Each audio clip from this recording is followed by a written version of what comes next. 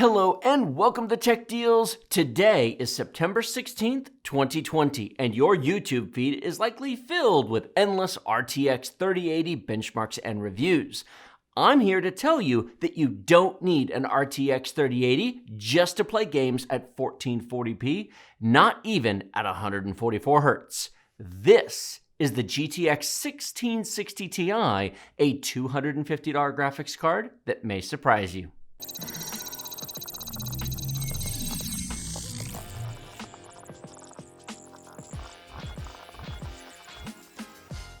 Let me be clear right up front. If you are a premium user with a high-end computer, a fancy monitor, and honestly aren't really budget limited, then of course, go get yourself an RTX 3080 and have fun with 30 teraflops worth of graphics card that will blow the doors off of these video cards here. However, if the word budget is remotely in your vocabulary, I've got 10 game benchmarks for you today, all run at 1440p that may surprise you. Now, not all of them are going to run at 144 frames per second, not all are run at high detail, however, all were very playable, and with some tweaks to detail settings and resolution, you can run any game on these cards. But wait, you say, some games are just not optimized very well. Horizon Zero Dawn, Assassin's Creed Odyssey, and Borderlands 3, and others will not run at 1440p on this card at settings that are worth bothering with. It will, however, run all those games at 1080p, so consider that to be your fallback option if you find a game that simply struggles at 1440p. To be sure, this card won't play every new game that comes out for the next 3 years at the same levels shown here. If you want to do that, go ahead and buy an RTX 3080 and rock on. However, you can use a card like this today and you can wait for the refreshed Super and Ti cards that will almost certainly come to the RTX 30 series. Or perhaps upcoming games like Cyberpunk 2077, Watch Dogs Legion, and Assassin's Creed Valhalla aren't of huge interest to you, in which case this may be all you need for years to come. Now, for those of you interested in AMD GPUs, Big Navi is coming at the end of October. However, I don't expect a new $250 card from AMD this year, so if you're Team Red, consider the RX 5600 XT. It has the same 6GB of GDDR6 VRAM that this does, and it's very close in performance. So the game benchmarks that I show you today are within 5 or 10% of what you'll see on that card. Linked in the video description below will be Newegg, Amazon, and eBay links. These are affiliate links, and they are our main income source on these sponsor-free videos. Using those links helps support the channel at no extra cost to you, and it really makes a huge difference, even if you're just buying a jar of peanut butter. But since you probably didn't come to this video to buy peanut butter, if you're buying these or the new RTX 3080s, if you found this helpful, informative, and useful, then please support the channel if you are able to using those links down below. Our first game is Call of Duty Modern Warfare Warzone Team Deathmatch. Every game here was tested at 1440p, however, the detail settings and render resolutions were adjusted per game. I'll put the settings in the lower third down on the screen for each game for easy reference. This particular game was set to high detail at 100% render resolution with most of the nice stuff turned on. We're getting solid performance near 100 frames per second, which is pretty good for this resolution. Now, if 144 frames per second is key to you and you're hyper competitive, then of course turn the settings down to low and you shouldn't have any problem hitting that frame rate. I would, however, like to call out the RAM usage. Many budget PCs have 16 gigabytes of RAM, and this game absolutely will benefit from having 32 gigabytes of RAM. Yes, it will run fine in 16, but Windows will end up using RAM compression and you'll start swapping to your drive, either SSD or hard drive, which will introduce stuttering to your gameplay.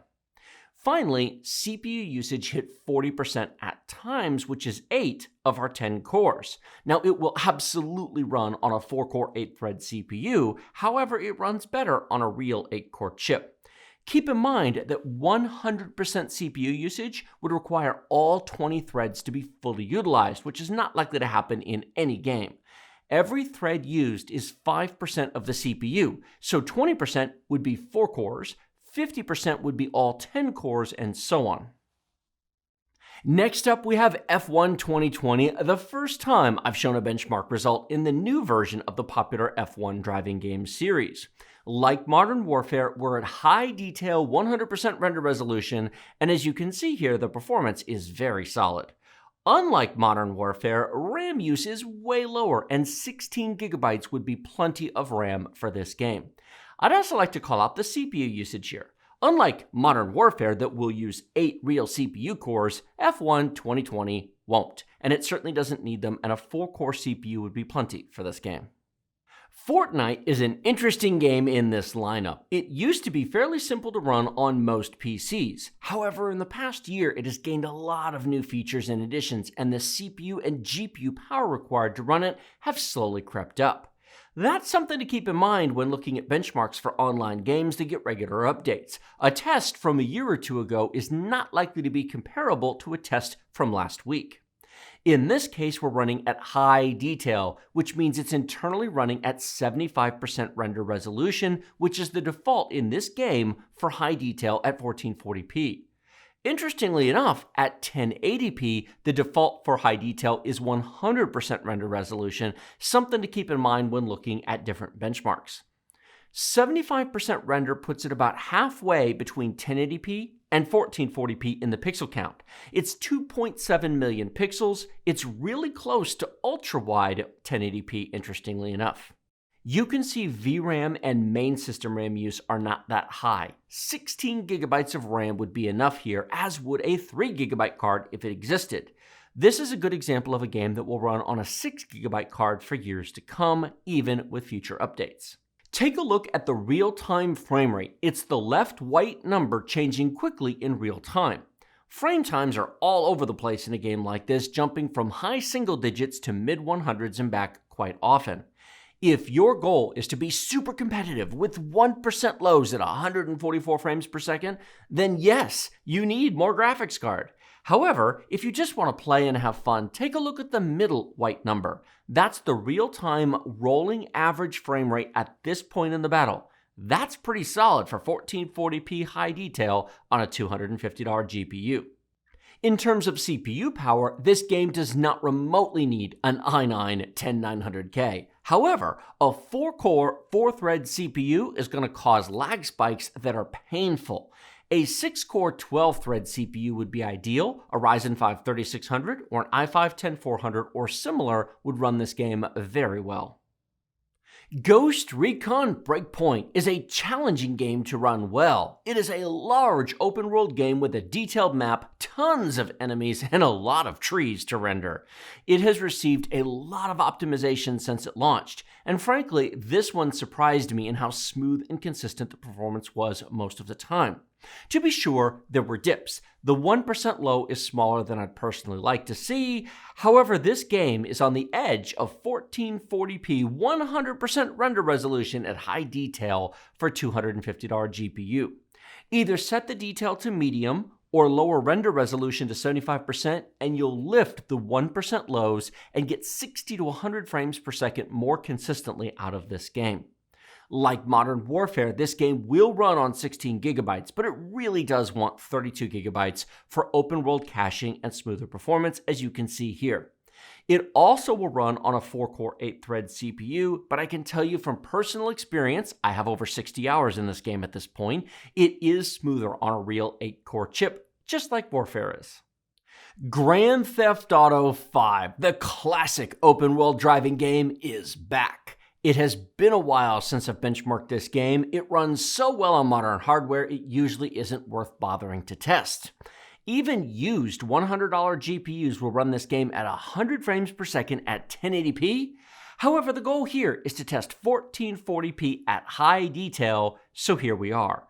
If you have a 144Hz monitor and you wonder, can I play any recent AAA games at 1440p 144 frames per second with a GTX 1660 Ti? The answer is a resounding yes. Okay, to be fair, this isn't a new AAA game. It's a number of years old now, older on the consoles than PCs, of course. However, it remains very popular on Twitch and millions of people are still playing it. So I've included it to show the value of this graphics card for owners of 1440p high refresh rate monitors. Overwatch remains a very popular game, and so it's here to find out how well esports games play on a 1440p 144Hz monitor using this GPU. And the answer is yes, absolutely. Now, it's easy to say that 1440p 144Hz requires all the computer. However, that statement generally refers to AAA games and holding them to over 100 frames per second on the 1% low. And in that respect, yes, you absolutely need an RTX 3080 if that's your goal. To be honest, this game right here is one of the reasons I made this video, to dispel the myth that you must spend big bucks to have an amazing gaming experience on high refresh rate, high resolution monitors. We are running at high detail with 100% render resolution manually set. Do be sure to check that one because the game will auto adjust it for you if you don't set it yourself. Rainbow Six Siege is also not a game that I've tested in a while. So long, in fact, that the game received a new built-in benchmark while I wasn't looking. This is 1440p high detail, which, to be clear, comes by default with a 50% render resolution, which is what you're seeing right here. Now, to my eye, it looks amazingly good for being at 50% resolution. That's actually below 1080p, yet it's still detailed and nice looking. How about that frame rate? Not only is the average above 144 frames per second, so is the 1% low. Now, to be sure, this is the benchmark. Live gameplay can often be lower. However, this will run fine on this GPU for everyone short of professional esports players. Star Wars Battlefront 2 is next, and honestly, I was surprised at this one, expecting it to run a bit better than this. We're at 1440p, however, I set it to low detail, and yet we still struggle to run at 100 frames per second. This is a very well optimized game that typically plays well on most hardware, so I honestly expected a GTX 1660 Ti to do closer to 144 frames per second at low detail. However, keep in mind that this is live gameplay in a real multiplayer battle on one specific map.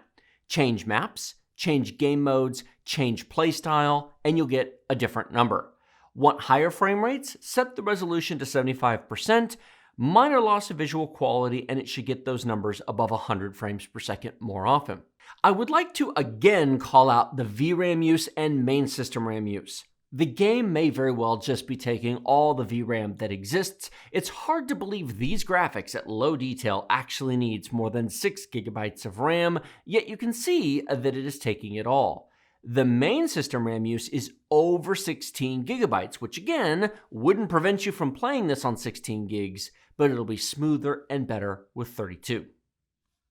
The Division 2, honestly, one of my favorite games. When else do you get to play Rambo, run into a room full of bad guys wielding a belt-fed weapon and blast away like you're filming a 1980s action movie?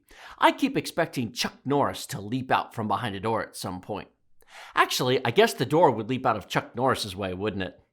We are at low detail here, same as Battlefront 2, in an effort to get 144 frames per second out of this game, and as you can see, we succeeded.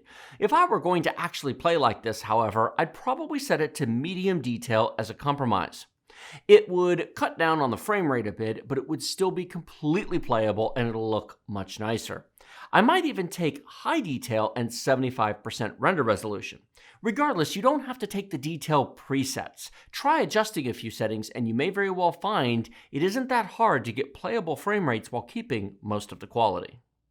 World of Warships is a free-to-play naval battle game set in the first half of the 20th century. It focuses on World War I and World War II naval surface ship combat with a few carriers and subs sprinkled in to keep it interesting. By default, the game has a 75 frame per second engine limit, but there is an engine config file you can edit and change that to anything you want, which I have done here, setting it to 300 to allow us to properly benchmark it. We are running at very high detail, the first game we've set to that detail setting. I have made a ton of gameplay and ship review videos over on our Rogue Tech Gaming channel, so if you'd like to know more about this game, please check those out.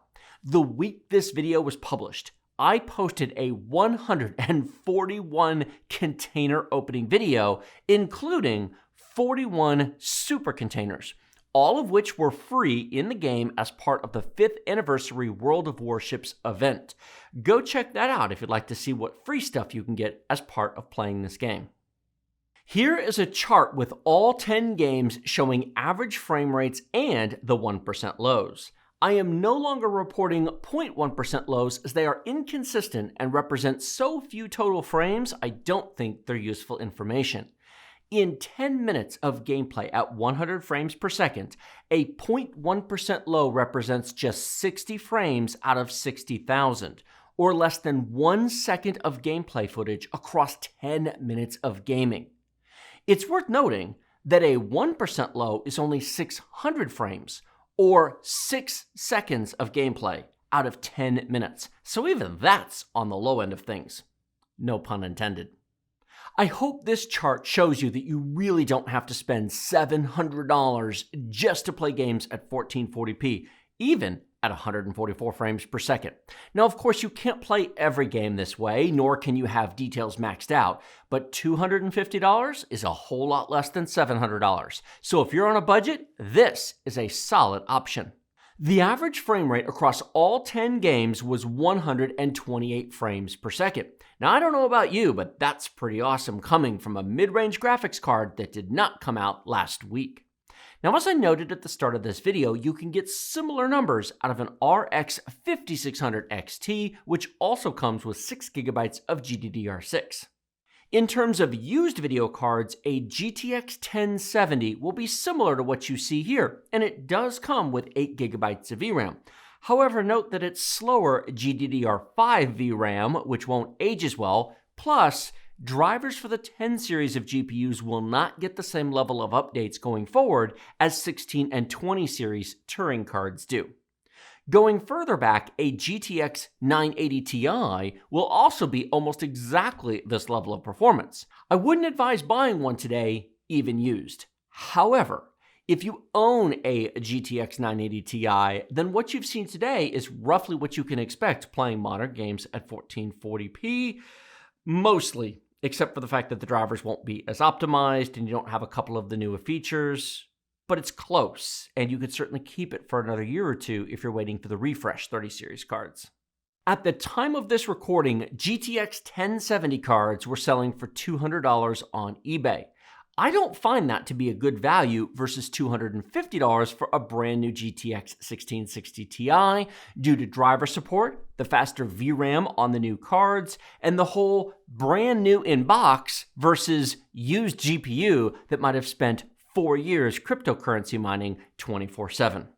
Next year in 2021, we should see RTX 30 series cards below $500 release, hopefully in the $200 to $300 price range. However, as of the recording of this video, very little information has come out about those. For now, these are a solid value if you're looking to game on a budget.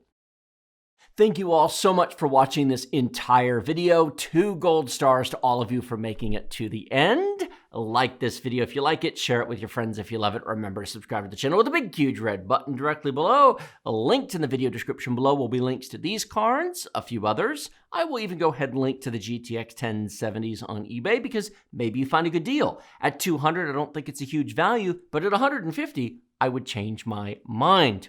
You may also find a good deal on a RTX 2060 or RTX 2070. Those will certainly have more performance than this, and if you can find those for just a bit more than this in the $300-ish price range for, say, a gently used 2070, that might be worth considering as well. All of our various social media links are down there below us. Twitter, Twitch, Discord, etc. is all linked down in the video description below. Thank you so much for watching. I will see all of you next time.